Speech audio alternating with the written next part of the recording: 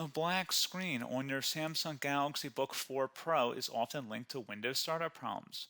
We will repair the system, restore files, and use recovery tools to fix the issue.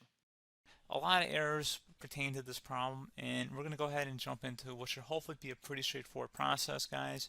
And we're going to go ahead and jump right into it. First thing I'd recommend doing would be to actually go ahead and boot to the troubleshooting utility on Windows 11. So if you do a hard power off 3 times in a row, Windows should automatically attempt to launch the startup prepare utility. And if it doesn't find anything, it will give you the option to select advanced settings, in which case it will take you to a screen that looks like this.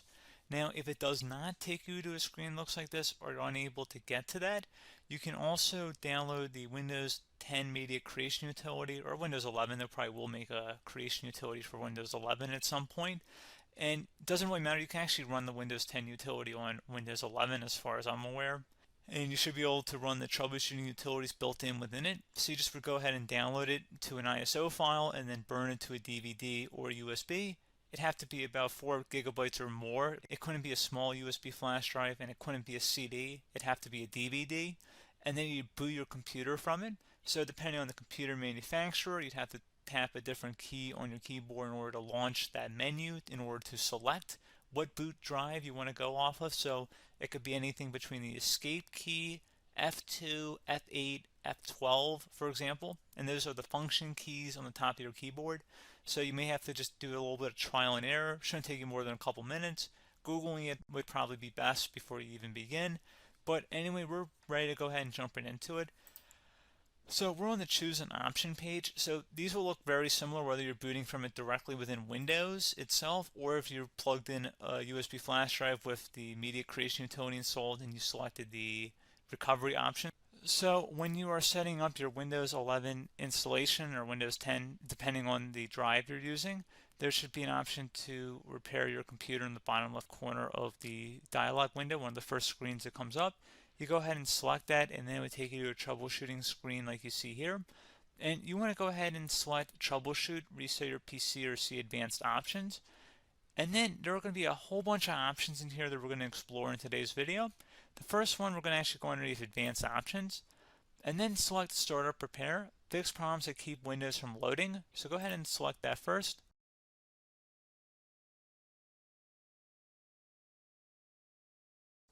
Okay, so you can see it could not repair our PC. That was our first option we could try. Something else, if we go back into advanced options here and then select troubleshoot, we're going to go underneath advanced options again. You can go ahead and actually access safe mode by selecting startup settings. And then if you select the restart button, you have the option on the screen select safe mode with networking, which will give you a key on the screen. It'll tell you which key to press to enter that. I believe it's the F7 key. It'll do that for you. I'm not going to go over that in today's tutorial because I don't really want to go into safe mode, but you're more than welcome to attempt that by going into here and then selecting restart. Again, it'll launch another screen. It'll say what key do you want to press, and it'll give you like 7 or 8 different options, and you want to select safe mode with networking. There's also an option for a command prompt too, but that's going to be something we're going to cover later in this video, and we don't even have to go through that in order to access it. So that's why I'm not going to really push for that, because unless you know exactly what's causing the problem, you probably don't need to go into safe mode. Unless you're trying to recover files, in which case then you definitely can go into safe mode, but we're trying to actually recover our computer here. So I hope that makes sense. Something else we can also try here as well would be to uninstall updates, remove recently installed quality or feature updates from Windows. So if you go ahead and select that, you can uninstall the latest quality updates, which generally is the more day-to-day updates. Feature updates are the less regularly released ones, like the big ones. I would equate it to service packs in like Windows 7 and Windows Vista and Windows XP. So larger updates that occur once or twice a year at most. And the quality updates are more just a regular update. So probably obviously depend, it'll take longer if you're going to try and uninstall the latest feature update versus quality update. And maybe you don't need to go back that far. So just giving you guys a couple of pointers with that. Something else you can also look at here, and we're going to jump into the command prompt in a little bit, but you can select System Restore, which will use a restore point recorded on your PC to restore Windows. And this is something I would highly recommend here, guys. So select Next. Assuming you have a restore point saved on your computer, you go ahead and select the most recently created one, and you'll select Next. and then you'll select the drive. You shouldn't actually have to select the drive. You can scan for affected programs, but we're going to keep it all default here, and then we're going to select finish. So once started, system restore cannot be interrupted. Do you want to continue? I think we're going to select yes. I don't think we have anything better to do on our computer right now, so just give it a moment here to initialize. It will take a couple minutes to run, obviously depending on how large your hard drive is and how much is saved on the system restore point. So just give it a couple minutes here.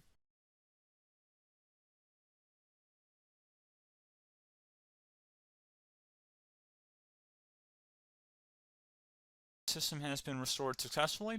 We're going to go over a couple different methods in addition to that if that did not work. So I'm just going to pause the video and we're going to start back on the recovery screen that we started with. Okay, so a couple other things we can try here too. If you go back into troubleshoot, you can select reset your PC, while you choose to keep or remove your personal files and then reinstalls Windows. You can select to keep my files, which will remove apps and settings but keeps your personal files. You can also select remove everything, which will remove all of your personal files, apps, and settings. So this is more of a factory reset, the second option here. First option, it should not delete all of your personal files. However, it will pretty much clear most of your programs. And keep in mind, there's no guarantee that your information, number one, is even still available and easily recoverable on your computer to the point that you actually would be able to recover anything. And the second point is that there's always a chance that it won't actually recover and it will just do a factory reset anyway. So there's no guarantee that actually would keep your files anyway. So I would recommend trying to get a recovery tool and backing that up first before selecting it anyway. But again, those are a couple different options. And then something else you can try here if you go back to the choose an option. Another option, if you go underneath choose an option and select troubleshoot, advanced options, and now select where it says command prompt. Okay, so the first thing we should do is type our main hard drive here. In most cases, it should be the C drive. So you just do a C colon and then hit enter on your keyboard. So once you're underneath the C drive, we're going to type in dir and then hit enter on your keyboard. It should have program files, users, and Windows all in there. That's how you know you're in the right directory.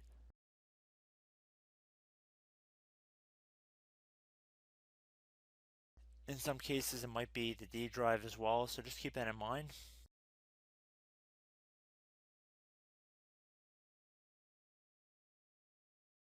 Next thing we're going to do is type in cd space / Windows / system32 / config, and then you're going to hit enter on your keyboard.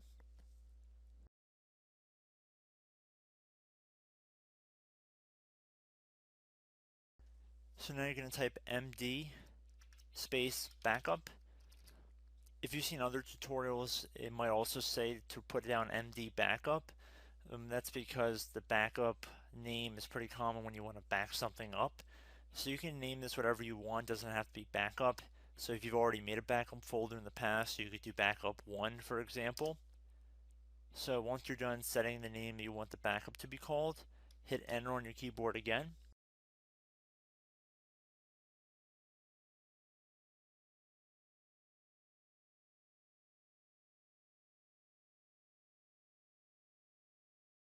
At this point you want to type copy, C-O-P-Y, space, then you want to do the star symbol above the 8 key, then do a period or a dot, whatever you want to call it, then another star sign, and then another space, and then type backup, and then hit enter on your keyboard.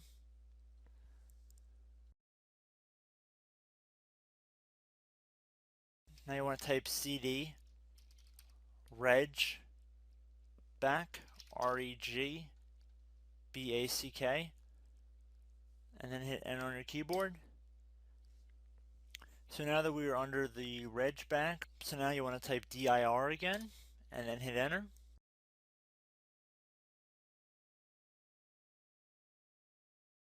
So now at this point we're going to type copy again. So copy, space, star sign, dot, another star sign, space, and then 2 dots. So we're going to type copy, space, star sign, dot, sign, star sign, dot dot, and then hit enter on your keyboard again. So for overwrite, you want to overwrite all. So type A on your keyboard, so capital A, and then hit enter on your keyboard.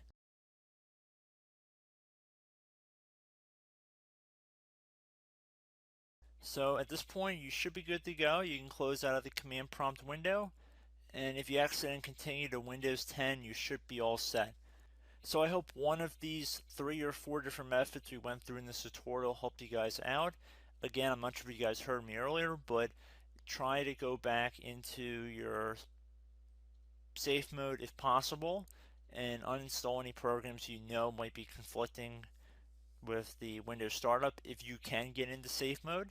So just keep that in mind. Something very simple like that could be blocking up everything.